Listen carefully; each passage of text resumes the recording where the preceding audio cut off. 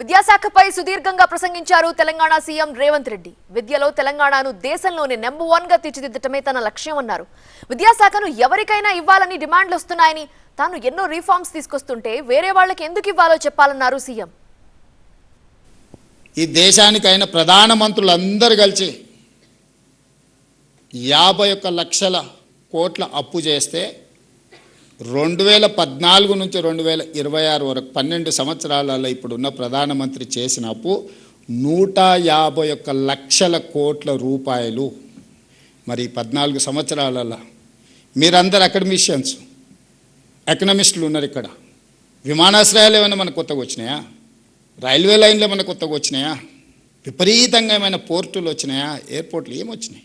ఎట్లయితే 8,11,000 కోట్ల రూపాయల అప్పు తెలంగాణ మీద ఉన్నదో, భారతదేశం మీద 201 లక్ష కోట్ల రూపాయల అప్పు ఉన్నది. ఈరోజు నేను ఏదైనా ఆలోచన చేసినా, నేను కేశవరావు గారు తెలంగాణ సమాజం పట్ల సంపూర్ణమైన అవగాహన నుండి మేధావులు అని చెప్పగలిగిన వాళ్ళు నా దృష్టిలో ఇద్దరే. ఒకటి జయపాల్ రెడ్డి గారు, 2 కేశవరావు గారు. నాకు పరిచయం ఉన్నదాంట్లో. నాకు పరిచయం లేని వాళ్ళు మేధావులు ఉండొచ్చు, నేను మేధావులు లేరని వాళ్ళని ఎవరిని తగ్గిస్తలేను. మళ్ళీ ఇది వివాదానికి దారి తీయకుంటే చెప్తున్నాను. అప్పుడప్పుడు కొన్ని రిఫార్మ్స్ మీద మాట్లాడినప్పుడు మా ఉపాధ్యాయ సంఘాలు నా మీద కోపంగా మాట్లాడుతారు. నేను సంఘాల అధ్యక్షులకు ఒక మాట చెప్పదలుచుకున్నాను. మీ సమస్యలన్నీ నాకు వదిలేయండి.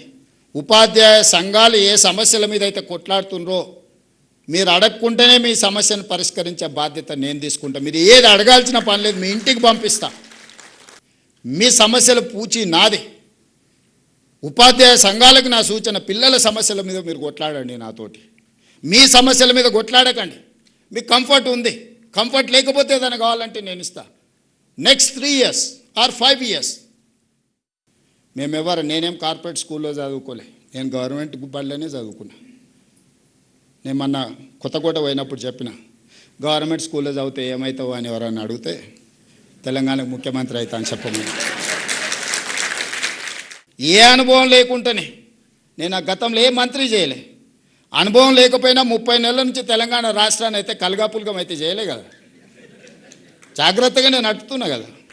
మరి ప్రభుత్వంలో మీరు చదువు చెప్తే చదివిన ఒక స్టూడెంట్ ఈరోజు తెలంగాణ రాష్ట్రాన్ని దారిలో పెట్టగలుగుతున్నాడు, పరిపాలన అందిస్తున్నాడు. ఈ దేశంలో చాలామంది ముఖ్యమంత్రులు లేకపోతే ఈ దేశ ప్రధానమంత్రి వచ్చినప్పుడు కూడా నాతో కలిసి పనిచేయి, భవిష్యత్తు బాగుంటుంది అనే పరిస్థితి వచ్చిందని మీరు చెప్పిన చదివే కదా.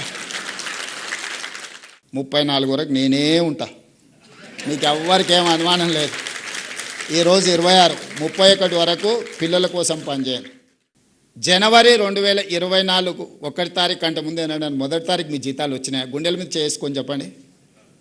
తెలంగాణ వచ్చిన తర్వాత 10 సంవత్సరాలు 1 తారీఖు నాడు మీ ఖాతాలో జీతాలు పడ్డాయా?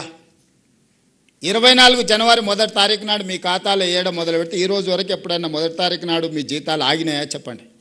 ఇది ఎవ్వరు మీరు అడగలేదే, మీ సంఘాలు అడగలే, మీరు అడగలే. ప్రతి నెల 1 తారీఖు నాడు ఈ ప్రభుత్వం కోసం, ప్రజల కోసం పనిచేసే వాళ్ళకి జీతం ఇవ్వకపోతే ప్రభుత్వం వైఫల్యం చెందినట్టే. ప్రభుత్వానికి నాయకత్వం వహించిన ఎవరి కుర్చీలున్నా వాళ్ళు విఫలం చెందినట్టే అని ఒక నైతిక బాధ్యత తీసుకొని ప్రతి నెల 1 తారీఖు నాడు మీ ఖాతాలో జీతాలు వేస్తున్నా. మీరే పరిష్కారం చెప్పండి. నేనేమంటున్నా అంటే మీ మండలాన్ని మీరు యాజ్ ఎ యూనిట్ తీసుకోండి. మీరు ఎక్కడ పనిచేస్తే అక్కడ మీ మండలాన్ని ఒక యూనిట్ తీసుకోండి. Best of the best education ఇవ్వడానికి ఏం కావాలో మీరే ప్రణాళికలు ఇవ్వండి.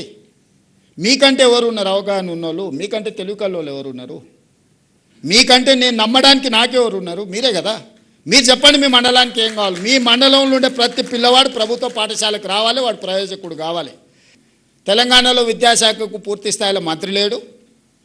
అర్జెంటుగా రేవంత్ రెడ్డి గారు పూర్తి స్థాయి మంత్రిని విద్యాశాఖకు నియమించాలని నేను మిమ్మల్ని అడుగుతున్నా. పర్ఫామ్ చేసినందుకు నేను విద్యాశాఖ నుంచి తొలగాలా? లేకపోతే నర్సరీ, ఎల్కేజీ, యూకేజీ ఇంట్రడ్యూస్ చేసి నర్సరీ నుంచి 12th క్లాస్ వరకు బ్రేక్ఫాస్ట్ ఇచ్చినందుకు నేను తొలగాలనా? లేదంటే 14 సంవత్సరాలు మీ ప్రమోషన్స్, మీ ట్రాన్స్ఫర్స్ లేకపోతే 23,000 మందికి ప్రమోషన్లు ఇచ్చి 30,000 పైగా టీచర్లను ట్రాన్స్ఫర్స్ చేసినందుకు విద్యాశాఖ మంత్రిగా నేను తొలగాలనా? అందుకే ఈరోజు విద్యాశాఖ నా దగ్గర పెట్టుకున్నా. చాలామంది గతంలో నాయన సాగునీరు పెట్టుకున్నాడు, 80,000 పుస్తకాలు చదివాడు, కాళేశ్వరం కట్టాడు, 3 ఏళ్ళ కూలేశ్వరం అయింది. నేనేం తీసుకోలేదే, అది రెవెన్యూ ఏం తీసుకోలేదు. అంతకుముందు రెవెన్యూ వాళ్ళ దగ్గర, రెవెన్యూ నా దగ్గర లేదే, ఫైనాన్స్ నా దగ్గర లేదే, ఐటీ అండ్ ఇండస్ట్రీస్ నా దగ్గర లేదే. ఏం తీసుకున్నా? నేను విద్యాశాఖ తీసుకున్నా. రోజు తిట్లు తినాలి, కానీ ఆ తిట్లు పడకుండా ఉండాలంటే కాపాడాల్సింది మీరే. లేదు అంటే మీరు అందరు కలిసి తీర్మానం అనేది ఎవరికన్నా ఇస్తాం, మీరు కోరుకున్న వాళ్ళకి ఇస్తా శాఖ.